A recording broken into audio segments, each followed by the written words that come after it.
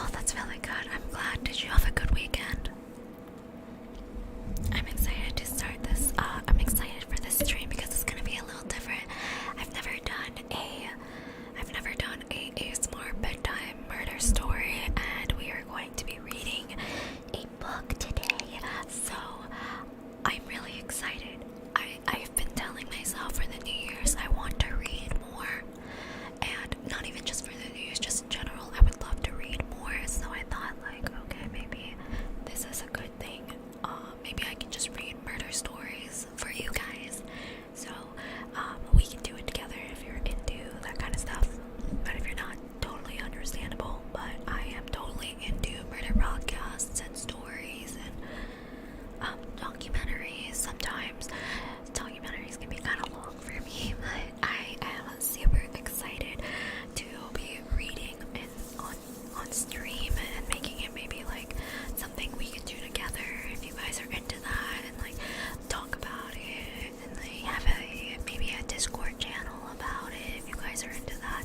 Not really sure, but I am very excited to have this series or have this become a series. Yes, I did it. I caught up on some anime. Ooh, okay, what animes did you watch, Hector? I was catching up on some anime myself.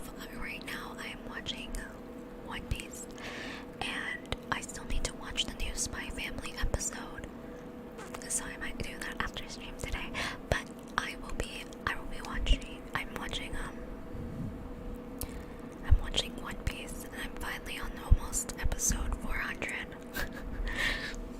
Okay, we're gonna start with some gulping because before we get into our read, I want to be, hydrated.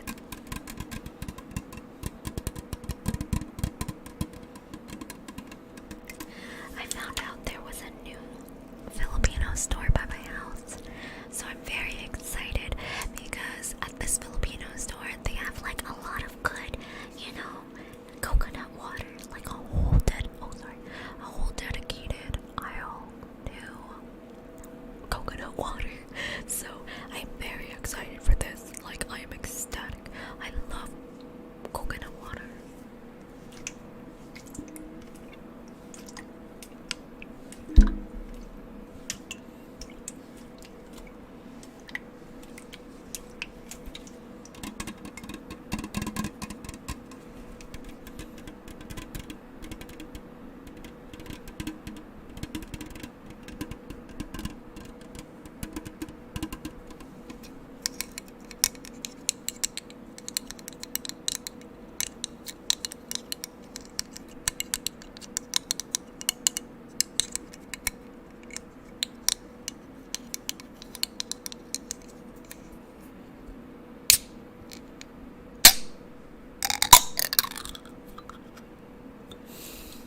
The moment we're all been waiting for.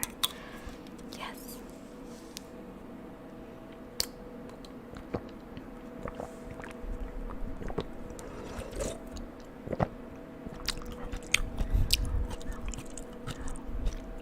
I love pulp.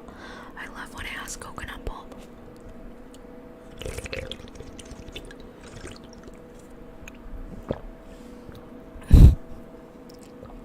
I'm the type of person that likes to put it all in their mouth and then swallow. It's so weird. I don't know why.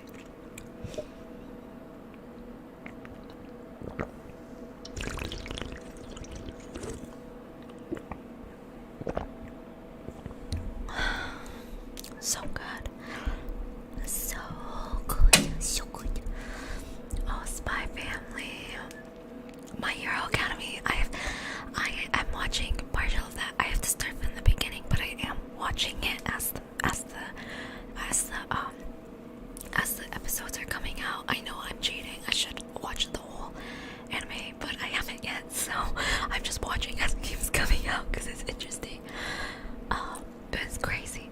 New season of Bleach. I heard that's really good. My brothers told me about they talk about the animation looking so different, so I've heard nothing but good things on that one. Finished JoJo Bizarre. Oh gosh, I could not get into that. I'm so sorry. And you finished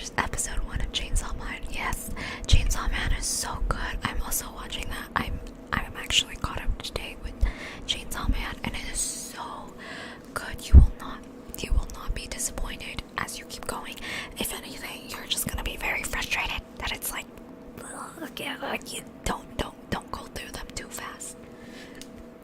Oh my goodness. But yeah. I also got some leftover Thai curry that I'm kind of like eating, munching at the same time. I'm still gonna make dinner after this, even though it's 7, but like, because I'm gonna make another ASMR food video. I know last stream we talked about doing, or last regular Twitch stream we talked about making ASMR food. So of course, the people have asked, so I am bringing it. I am serving it. We are going to be doing ASMR cooking streams, and it's not going to be live. It's going to just be for strictly TikTok and probably like Instagram. But yeah, also, if you haven't heard, I lost my Instagram, so that really sucks, but it is what it is.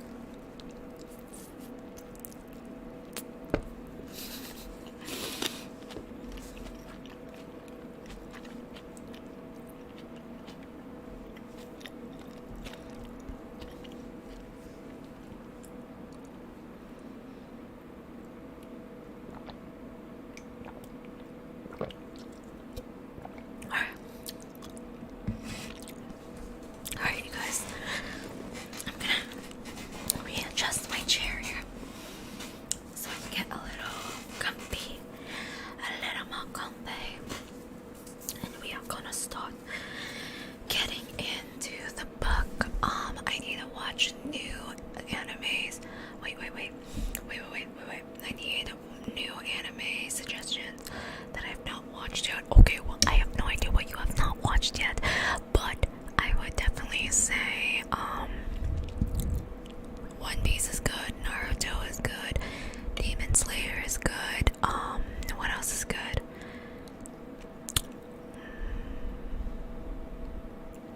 I don't know what else is good. I'm trying to think. Assassination Classroom is really good. That's my favorite anime. I don't know what else you've watched. I know. Is that Jay? Is that my boy Jay? Is that my boy? Hi Jay. If that's you. Okay. We are gonna start getting into reading our book because I don't know how long it's going. Like, I don't really know how long the book is going to take me, to be completely honest with you guys. I have not read a book in a really freaking long time, like probably since high school. So I don't really know like how this is gonna go. I don't know if I'm gonna like the book. I don't know if I'm gonna hate the book. I don't know if I'm really bad at reading. I don't really, I'm not very good at reading a lot of words. My favorite I'll be completely transparent. My vocabulary is very limited. And I think I might have some, I don't know yet. Reading a book in front of a lot of people, especially live, is a lot for me. I'm doing a lot of things that make me uncomfortable for the new year. Also, just moving forward in general being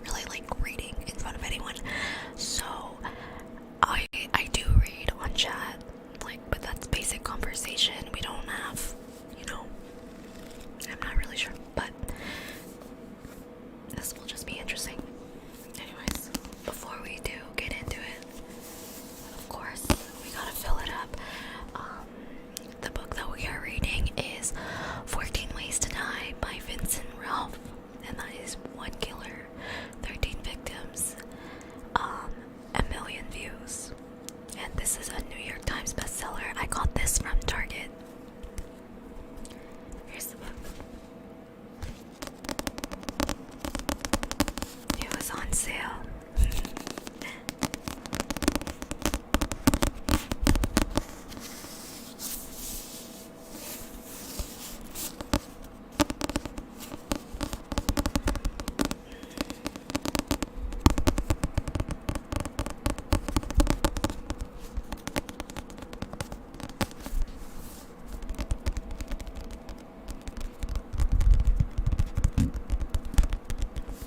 I'm so excited to read this. Okay.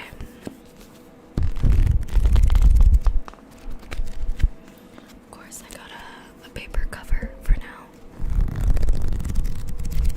You know, I thought about it. I was like, do you think I could do like manga? But it's, you know, what if I did manga? You think I could do manga if I had like, I don't know.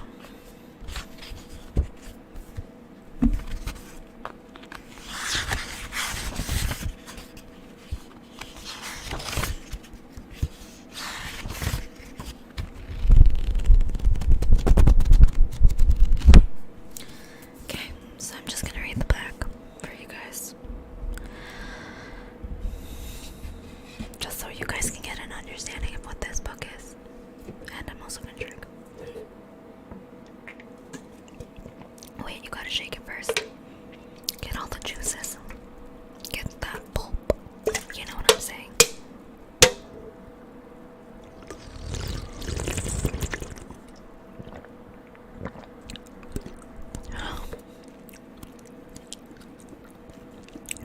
Pulp is so good.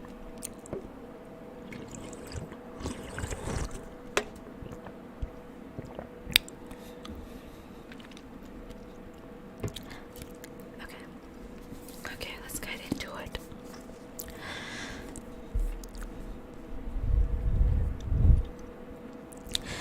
You have to murder at least 3 people to be called a serial killer. The Magpie Man is looking for his 14th victim. When Jess was 7, her mother was murdered by Magpie Man. She was the first of his victims, but not the last. 10 years later, the killer is still at large and Jess applies to appear on an internet reality show, and when she'll be filmed once a week for a whole day. All her social media, every text, and all personal interactions will be seen by viewers. She knows this is her chance to remind the public of what she has lost and to finally find the vital clue that will lead her to her mother's killer. When the show starts airing, Jess becomes public property and her life is open book, just waiting to be read. Then the anonymous text messages start, and Jess begins to realize that the Magpie Man is watching her every move. Told in short, intense chapters, Jess's story is about risking everything to uncover a killer before he can strike again, even if she might be his next victim. So that's the book. That's the book. I'm really excited because it does talk a little bit about social media and the dangers that it can lead to, which is clear because the killer has, you know, is coming after her now that she's made herself very public, and that's like, you know, the dangers of being in social media. That really is a thing. It's kind of scary. So I really liked it. It's something sort of relevant to what's could happen right now to me, and so I'm just freaking myself out. That's what I'm doing. What is this? I think we're going to change this. Hold on here.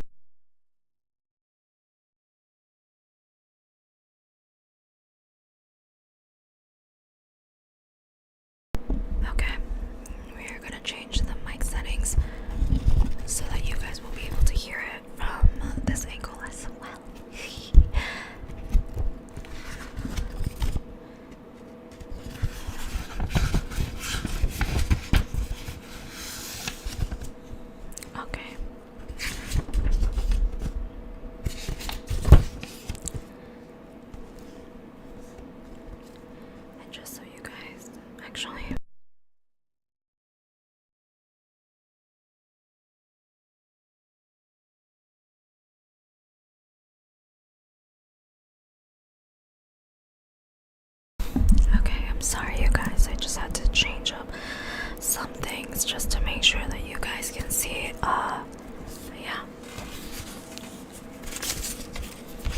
We are just gonna,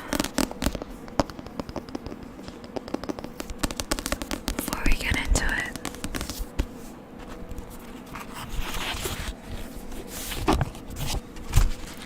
just so you guys can hear me turn the pages.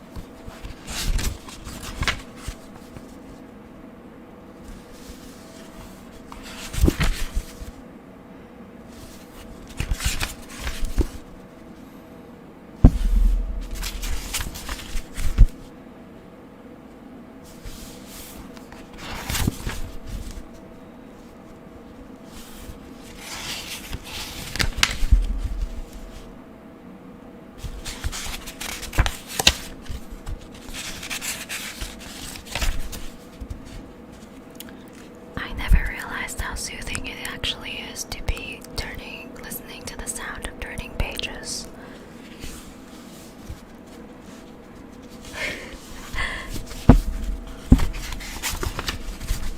I can hear you.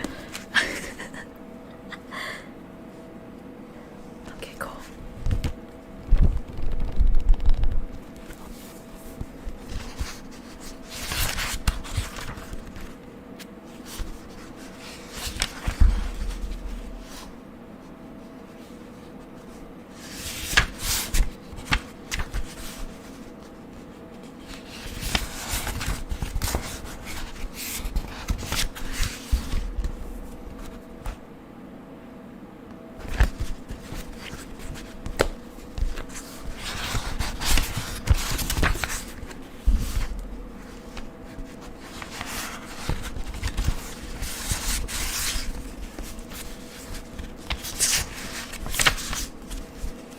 How intense does it sound? I hope it sounds crisp and loud for you guys. Especially since it's a new book.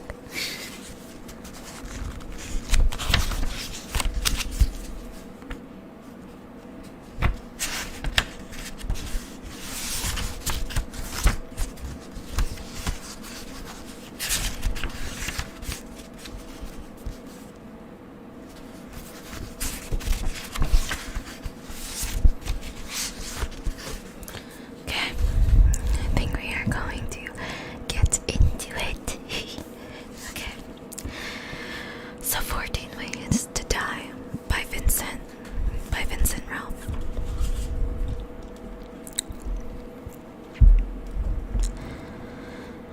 My mom was killed by Magpie Man. The guy nods, and I wait for him to reply. When he doesn't, I say, 51 seconds from home, and she was strangled to death and left to be rained on all night.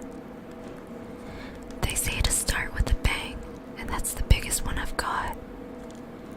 The man stares at my words. I can't see while the woman stares at me. That sounds weird. Wait, I just read that wrong. Okay, let's start that all over. New book pages and more. They be hitting different. Okay, sorry, I got nervous. Let me start that over. There was only a few sentences. Oh, give me a second. Let me warm up. This is my first time reading in front of an audience. Okay, I'm nervous. I haven't read a book in a minute, and I'm scared. Okay, let's do it again. Action. My mom was killed by the Magpie Man. The guy nods, and I wait for him to reply. When he doesn't, I say, 51 seconds from home, she was strangled to death and left to be rained on all night.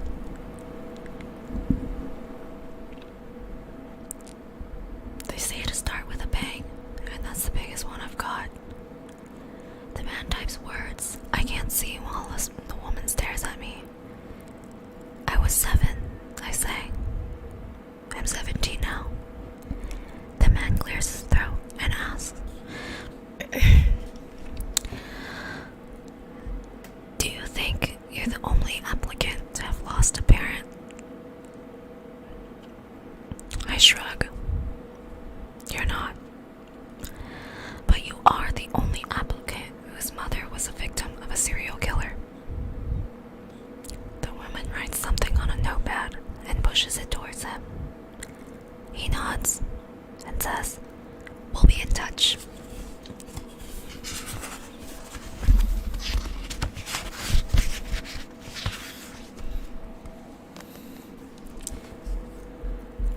My name is Jessica Simmons, and I am not your average net star. Oh, internet star.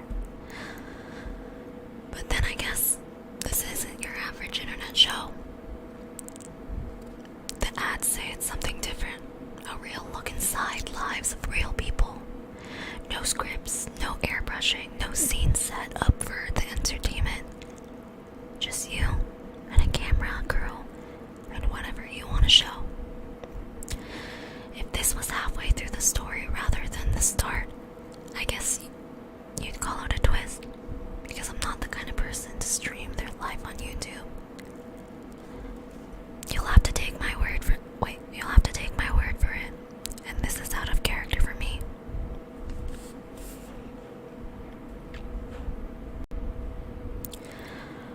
Oh shoot. Mom was 32 when Dad died.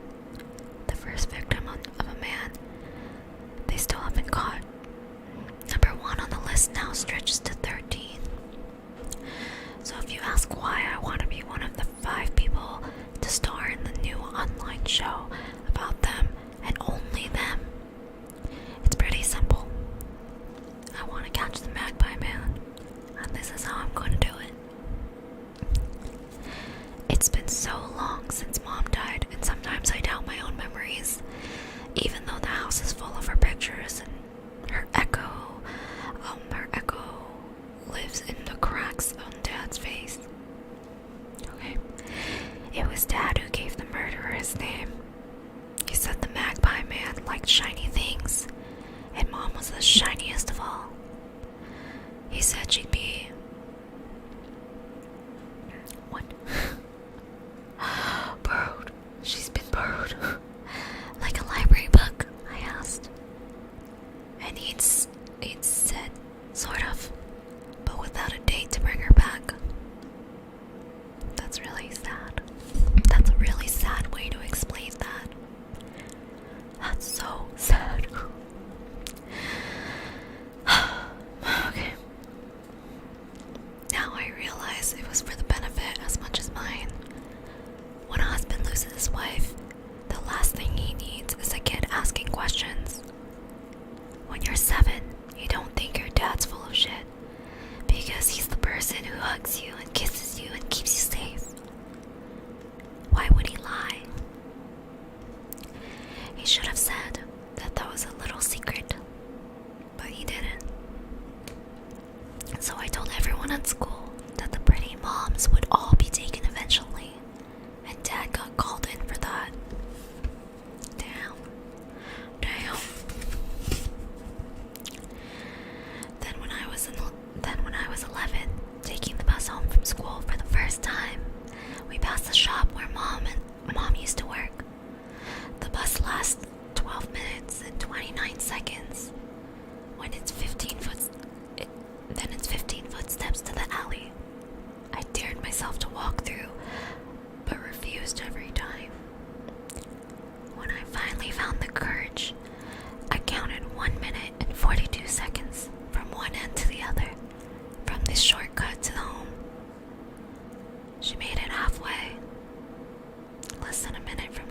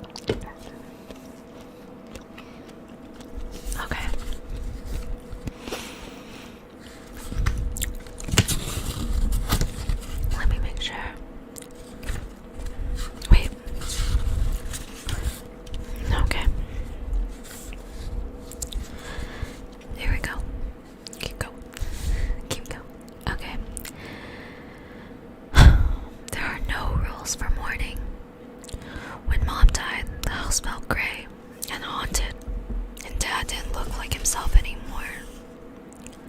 One day, all the pictures of her disappeared, gone as suddenly as she was. It was Dad's way of preparing me for the truth he couldn't speak. People told him to move, that it was unhealthy to live near the alley where my wife was murdered, but he ignored them. I heard him on the phone once, saying he had already lost so much of her. Why would he sell the remaining memories? And that night, the photos returned, filling every surface. She was everywhere and nowhere all at once. I cried, but they weren't real tears. I was copying the sadness of others rather than feeling my own. I believed Mom would come back, convinced she would be next to knock at the door, the next phone call, the next hug from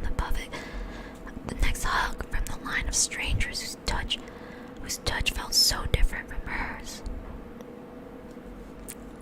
People told Dad to send me to therapy, but again, he ignored them. Grief makes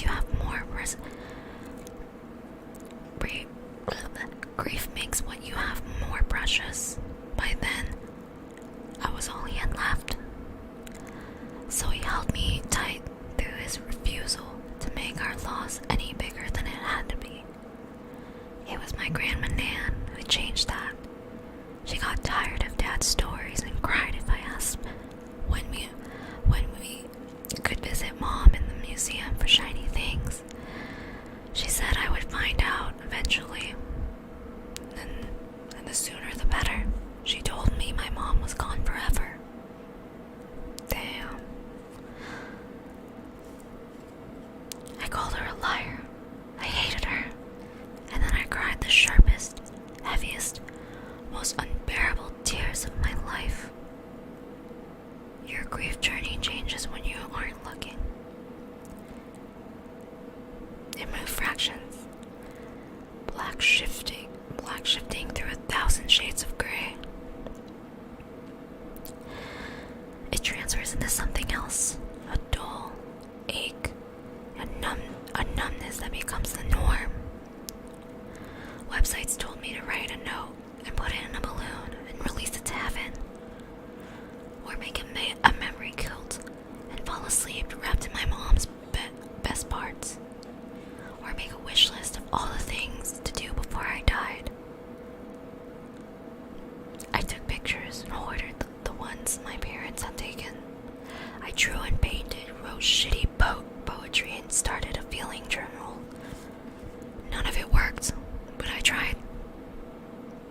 When I was 14, I got angry, and I took it out on my dad, who refused to fight back. 7 years after Mom was murdered, he's still a body carrying around a shattered soul, like the newspaper you wrap broken in glass. But it was more than that. He let himself be a punching bag. I treated him terribly, and he took it because he loved me, because he knew that when the anger comes, it's vicious and all-consuming. He hid his anger because he had to. I couldn't because I didn't know how. When I googled the Magpie Man, I got hundreds of articles but no answers, just the names of all the people he was murdered and comments from frustrated detectives. He's still out there somewhere, still killing. The monster who took my mother. And that is why the cameras can't stop rolling soon enough.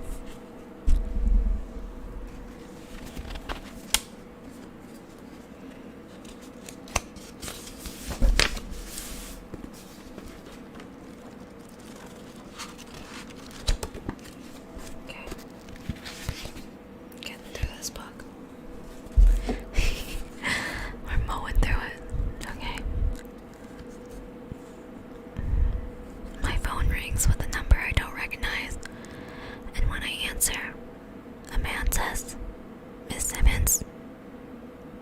Adrian, from the Eye.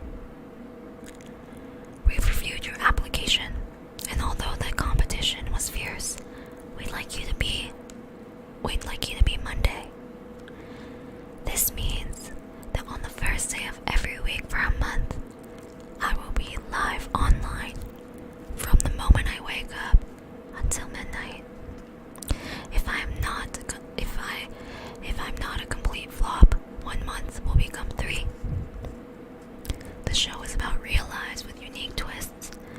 That's what the application form said. It claimed audiences have had enough of the same old formats. I don't know if that's true, but I need to give it my best shot. Oh my goodness, I have like the itch. Sorry. I see myself smiling in the mirror and stop, because this isn't supposed to be a happy moment. It's just the beginning. When do I start? I ask. Adrian says, 3 weeks. We have a few briefing sessions for you to attend where you'll get to meet the others. He sounds like he's reading off of a sheet. Like me. Just like me right now.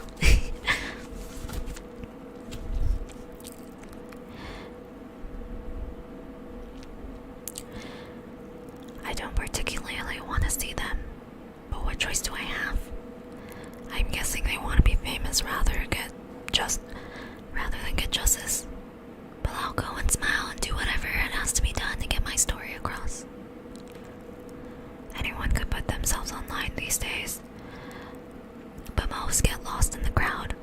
The trick is to find the stage big enough to be remembered, and this show offers that.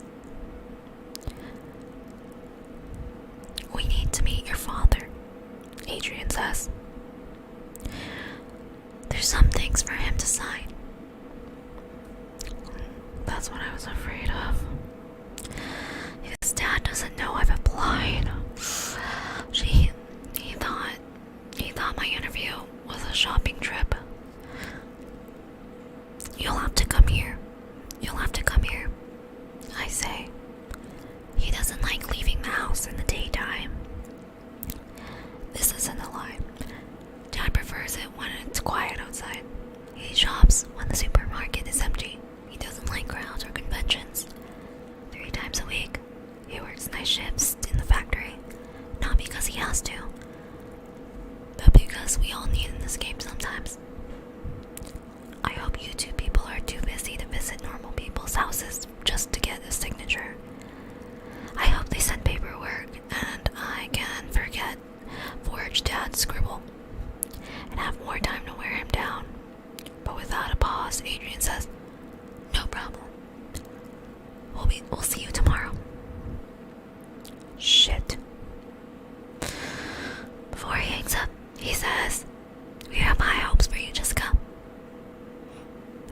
I'm glad someone does. Dang. I have Jessica's personality, I just know it.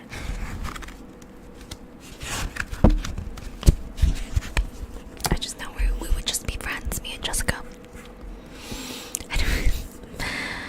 Some broken people look fine with that from the outside, but not my dad. He wears his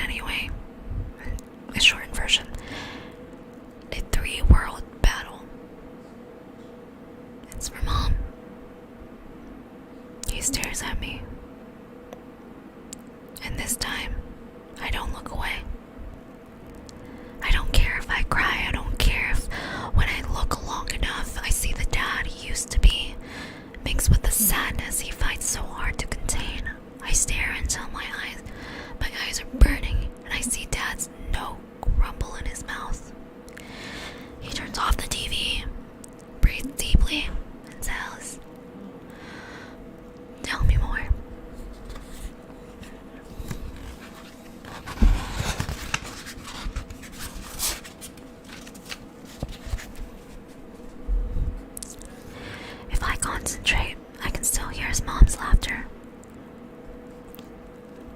And if I close my eyes, I can picture Dad's smile. The real one. The one that could win an argument with a single flash. If I really focus, I can get back to a certain moment.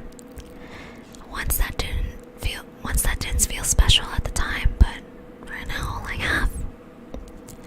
Mom would leave notes around the house for Dad to find tiny reminders of how much she loved him. Once a slip of paper fell into my bowl along with my cereal, and when I asked Mom what it said, she whispered, "Your dad can read it, but your dad can read it to you when he finds it." When she dropped it back into the box, and when he came downstairs, he watched him find the note and smile. The message was just one word: always. They wrote their love like some people were designer bags. They advertised it with every look, every whisper, every secret, every smile. People used to say they were made for each other, and Mom would grin and say they were made for me. The bottom falls out of my world. The bottom falls out of my world every time I think of that. Sometimes I imagine my life if Mom was the one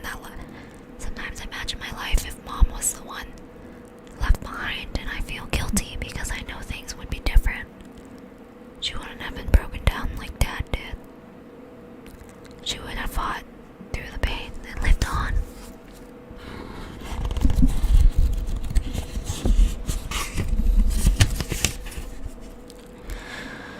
When they arrive, I lead Adrian and his colleagues into the living room.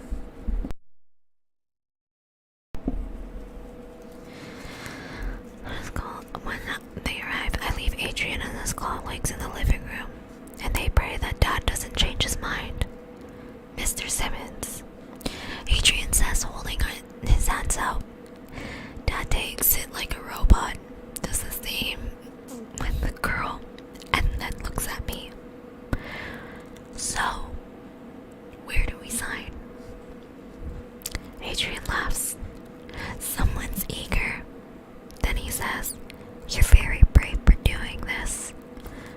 I'm not sure who he's talking to, so I smile. And Dad does his best impression of happy. Adrian says, "This is a wonderful setting." He's walking around the living room, going over to touch things. Then he stopped at the last minute, nodding to himself and pointing at random places. The girl must know why, because whenever he points, she writes something down on her iPad. "This is my assistant, Lauren," Adrian says. She looks about my age, and when she rolls her eyes, I smile and imagine her being Adrian's boss one day. He has a slap-worthy grin on his face, and he's treating our living room like a movie set. But that's a small sacrifice if that means finding the Magpie Man. When we sit down, I grip my hands together in my lap, hoping no one sees them shaking. "We're here to explain the process," Adrian says, "to ensure your family is aware of the all-encompassing natures of the show. This is about 5 young adults that sorry.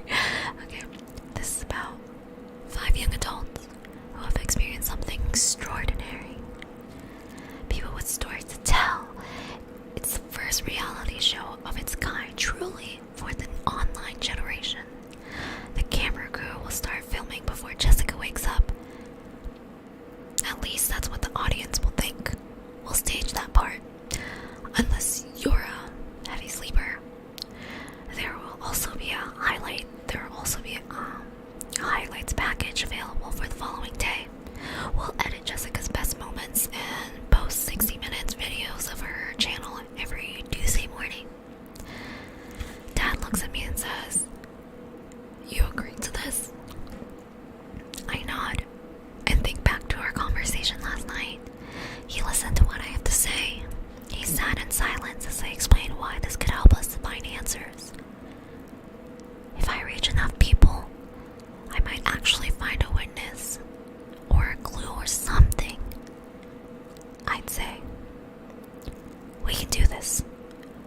All we need is a platform. He didn't reply for a long time, and when he did, it wasn't what I wanted to hear. I'll talk to them, he said, but no promises.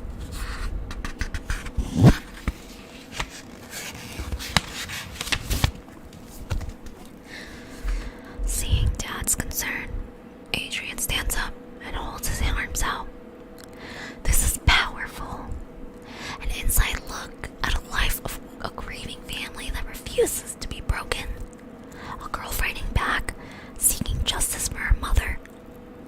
I catch him sneak a glance at my parents' wedding photo above the fireplace and imagine how many times that will be shown on stream. Adrian can't contain his excitement, and I realize I was always going to be chosen. My patched up family and its missing piece are gold dust, and I suddenly feel better. Because if that's how he feels, maybe the audience will too. I'm sure Adrian thinks that this is just about me telling my story and wanting to catch my mother's killer is a great hook, but doesn't know how serious I am or what I'm prepared to do. Dad is slowly reading the contract, taking in every word. He stops every few pages and asks a question, rarely looking at me with the answer, but continuing on anyway. Which school principal in their right mind would agree to this? He asks. Adrian smiles and says, every school involved is being paid well for the participation. Would you let your daughter do this? He asks. Adrian doesn't reply for a while, like he's drafting the answer in his head, and then he says, if I had one, I would worry too. Then why should I say yes? Because this is a chance for her to tell her story. Something good might come out of it, Mr. Simmons. This show might even help people. Dad glares at me, and I wonder if she sees through Adrian the way I can. Finally, he lays the contract on the table and says, we're gonna need some time. Adrian smiles, but it wobbles on the edges. We don't have much of that. Ignoring him, looking straight at me, Dad says, there are some things we need to discuss. Adrian and Lauren exchange a look and then stand. There's a get-together on Saturday. Adrian says, there's a chance to meet the other stars. He calls them that, not me. Adrian looks at my dad and says, I understand this is difficult, but we wouldn't have picked Jessica if we didn't think this would be a hit. Dad stares at me, and I see a flicker of his fight. I said, we need some time.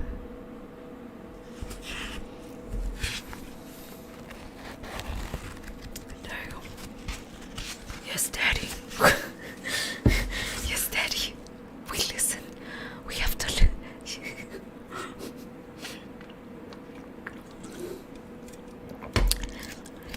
That's when you need to shut up and listen. Okay. I'm gonna read this last chapter and then we're going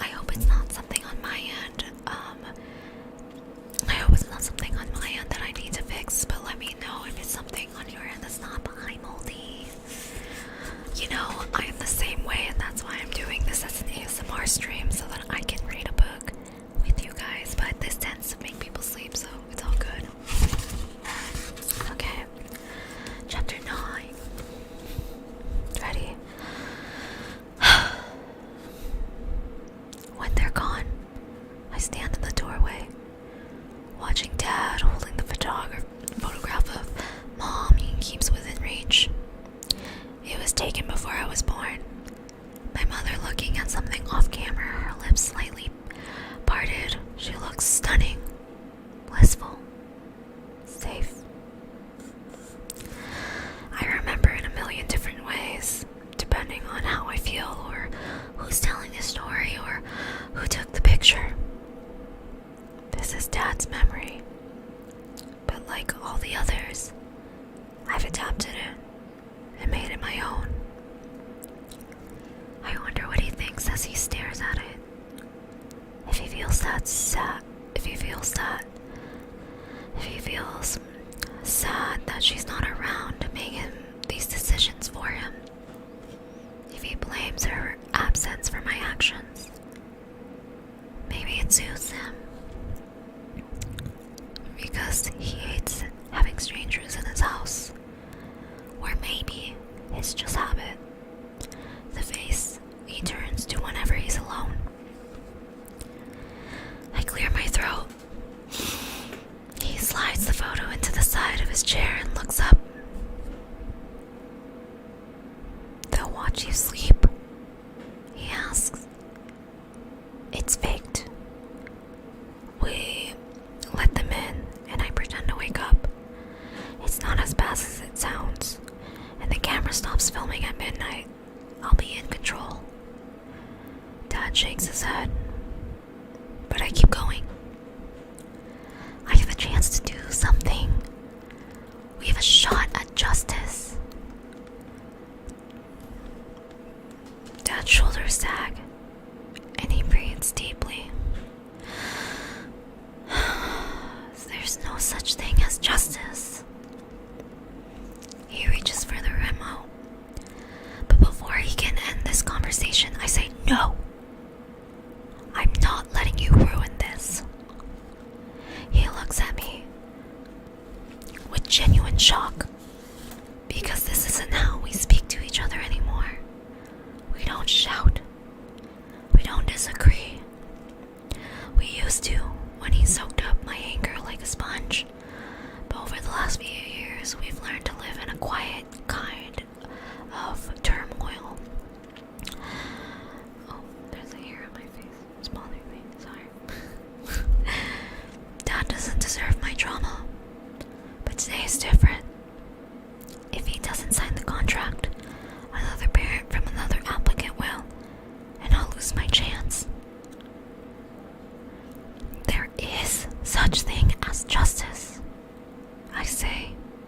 We've never seen it, but it exists. And this show might be our only chance.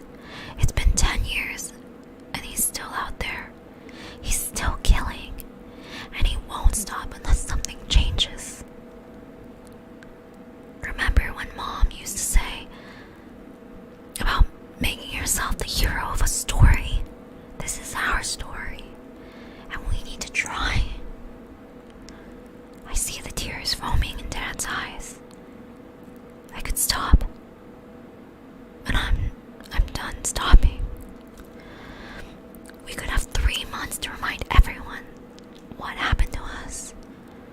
We could put our story everywhere, talk about every single week, and ensure it stays newsworthy. And we could do what the police couldn't. There are clues out there, Dad. Someone knows something. I go to him and pull the photographer. I go to him and pull the photograph. Why am I saying photographer? Okay, I go to him and pull the photograph from the chair and hold it up. She wants justice. I say, she needs it. We all do. Please,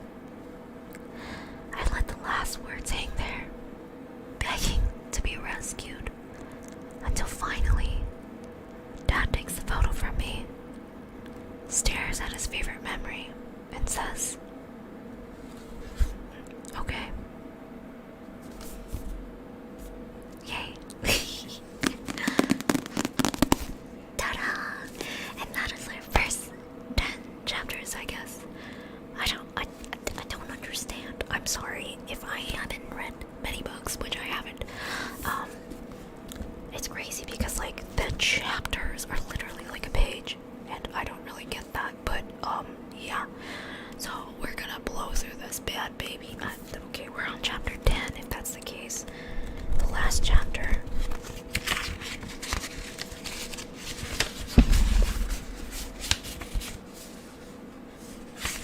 It's 144, so I guess we got a while.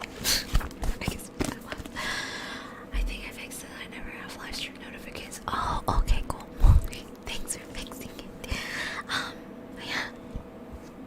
We are all done for today's ASMR stream. I hope you guys liked the book. I know it's kind of different from my usual ASMR streams, but I thought it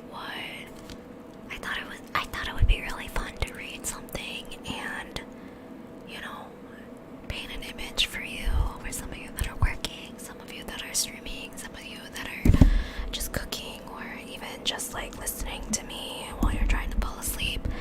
I hope you guys really enjoyed that. And if not, you know, let me know. Yeah, I will keep going until you guys kind of tell me to stop. Because I want to keep going with this book too. The book is really interesting. Sorry if you guys joined in a little bit later, but this live stream will be saved on my YouTube channel, so go check